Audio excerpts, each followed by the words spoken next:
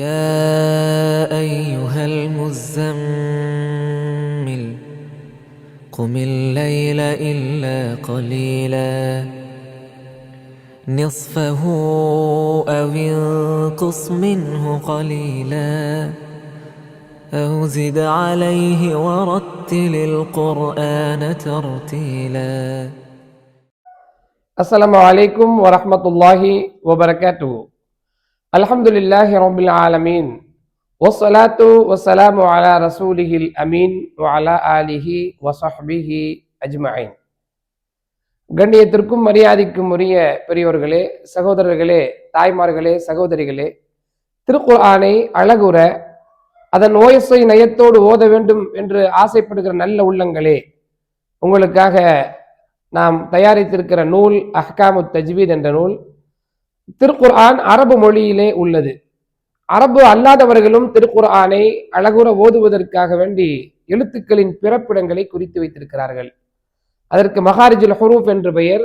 அந்த மகாரிஜுல் ஹுரூஃபை பற்றி கடந்த காணொளியிலே நாம் தொடங்கி இருந்தோம். அதிலே சில எழுத்துக்களின் பிறப்பிடங்களை பற்றி நாம் சொல்லி இருந்தோம். அன்பர்களே, இப்பொழுது அதன் தொடர்ச்சியாக அடுத்த எழுத்துக்களை பற்றி நாம் சொல்ல இருக்கிறோம். வாருங்கள், இப்பொழுது அடுத்த எழுத்துக்கு செல்லலாம். தால். தாலுடைய மஹரஜ் நுனி நாக்கு மேல் பற்களின் வேர் பகுதியில் இணையும் பொழுது தால் உண்டாகும். அதற்கு உதாரணம். இந்த இடத்திலே ஒரு கருத்தை உங்களுக்கு நான் சொல்ல விரும்புகிறேன். ஒரு மஹரஜில் உருவாகும் 3 எழுத்துக்கள் என்ற ஒரு பிரிவு இங்கிருந்து தொடங்குகிறது. அப்படி என்றால் இதே மஹரஜில் இன்னொரு எழுத்தும் உருவானது. நீங்கள் கடந்த காணொளியை கவனமாக பார்த்திருந்தால் தெரியும். த என்ற எழுத்து அங்கிருந்து தான் தொடங்கியது. இப்ப தாலும் அங்குதான் தொடங்குகிறது, அங்குதான் உருவாகிறது. என்பது அதனுடைய உதாரணம். தரஃபுல் லிசானி மின் உசூலி ஸனாயல் உல்யா, அதற்கு அரபியிலே மஹ்ரஜ். அடுத்த எழுத்து தால். தாலுடைய மஹ்ரஜ் நுனி நாக்கு மேல் பற்களின் ஓரத்தில் இணையும் பொழுது தால் உண்டாகும். உதாரணம் இதா ஜாஅ. இதுவும் ஒரே மஹரஜில் உருவாகும் 3 எழுத்துக்கள் வகையை சார்ந்தது. இதே இடத்தில் இன்னொரு எழுத்து உருவானது. கொஞ்சம் யோசித்து பார்த்தால் நீங்கள் கண்டுபிடிக்கலாம். ச என்ற எழுத்து. இப்பொழுது தால் அங்கு உருவாகிறது. இதற்கு அரபியில் சொல்ல வேண்டும் என்றால் தரஃபுல் லிசானி மின் அத்ராஃபி ஸனாயல் உல்யா என்று அதற்கு அரபியிலே சொல்லலாம். அடுத்த எழுத்து ரா. அரபியிலே நாம் கவனிக்க வேண்டிய ஒரு எழுத்து ரா. இதுக்கு மஹரஜை சொல்கிறார்கள். நுனி நாக்கு அப்படியே மேலே உயர வேண்டும். வாய்க்கு மேல் பகுதியில் அதனுடைய நீளத்திலேயே மேலே உயர்ந்து மேல் பற்களுடைய ஈரில் அது இணைந்தால் ரா உண்டாகும். அர் ரஹ்மான், அர் அர் ரஹ்மான் என்று அதற்கு நாம் உதாரணம் சொல்லலாம். தமிழிலும் ரா உள்ளது. அன்பர்களே, அந்த தமிழுடைய ராவுக்கும் அரபுடைய ராவுக்கும் வேறுபாடு என்ன என்றால், தமிழிலும் ரா இருக்கிறது. தமிழ் அறிஞர்கள் அதை பற்றி சொல்கிற பொழுது நாக்கு மேல் எண்ணத்தை உள்நோக்கி வருடினால் அந்த அந்த ஷார்ப்பான அந்த கூர்மையான அர்ங்கிற சத்தம் வரும். ஆனால் அரபுல அந்த சத்தம் வரக்கூடாது என்று சொல்கிறார்கள். ரா அர் அர் ரஹ்மான். அடுத்த எழுத்து ஜா. ஜாவுடைய மஹ்ரஜை சொல்கிறார்கள். நுனி நாக்கிலிருந்தும் மேல் கீழ் பற்களுக்கு இடையிலிருந்தும் ஜா உண்டாகும். ஜில்ஸாலஹா. இதுல கவனிக்க வேண்டியது என்னன்னா, மேல் கீழ் பற்கள் இப்படி ஒன்றாக இணைந்தால் தான் ஜா வரும். இதை நீங்க மேல தூக்கிட்டீங்கன்னா ஜா சத்தம் வராது. சோ இது ஜாவுனுடைய மஹ்ரஜ். அடுத்த எழுத்து சீன். சீனுக்கும் ஜாவுக்கும் ஒரே மஹ்ரஜ் தான். நுனி நாக்கிலிருந்தும் மேல் கீழ் பற்களுக்கு இடையிலிருந்தும் ஜா உண்டாகும் என்று நம்ம சொன்ன மாதிரி சீனும் அங்குதான் உண்டாகும். உதாரணம் யுவஸ் விசு. அடுத்த எழுத்து சாது. 3ம் அருகருகிலே வருகிற எழுத்து. 3க்குமே மஹ்ரஜ் ஒன்றுதான். நுனி நாக்கிலிருந்தும் மேல் கீழ் பற்களுக்கு இடையிலிருந்தும் சாது உண்டாகும். வஸ்ஸாஃபாத்தி. இதுல சீனுக்கும் சாதுக்கும் உள்ள வேறுபாட்டை நாம் புரிந்து கொள்ளணும். பெரும்பாலும் நம்ம அலிஃப் பா தா சொல்லிட்டு வரும்போது ரா ஜா சீனு ஷீனு சாது என்று சொல்லும் போது உதட்டை வட்டமாக்குகிற ஒரு பழக்கம் உண்டு. அதை பண்ண தேவையில்லை. சீனும் சாதும் ஒரே இடத்தில் தான் பிறக்கிறது. சீன் சொல்லும் பொழுது நாக்கு சமமாக இருக்கும், ச. சாது சொல்லும் போது நாக்கின் பின்பகுதி மேலே உயரும், சா. ச சா. அதுதான் வேறுபாடு. அதற்கு அடுத்து இடையில ஒரு எழுத்து இருக்கிறது, சீனுக்கு அடுத்து ஷீன். ஷீனுடைய மகரஜியை சொல்கிறார்கள், நாவின் நடுப்பகுதி வாயின் மேல் பகுதியை நோக்கி உயரும் பொழுது ஷீன் உண்டாகும். இந்த ஷீனும் ஒரே மகரஜில் உருவாகின்ற 3 எழுத்துக்கள் வகையை சார்ந்தவை. எப்படி என்று கேட்கிறீர்களா? இதே இடத்திலே ஜீம் என்ற ஒரு எழுத்து உண்டானது.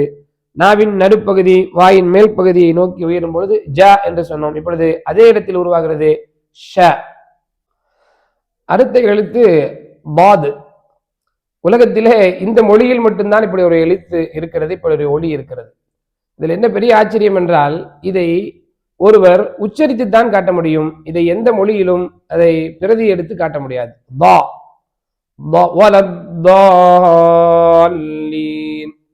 இது எங்கு பிறக்கிறது என்றால், நாக்கின் இரு ஓரங்கள் வலது அல்லது இடது அப்படியே கடவாய்ப்பற்கள் மேல போய் அப்படி இணைய வேண்டும். இணைந்தால் வலதோ அல்லது இடதோ இணைந்தால் பா உண்டாகும்.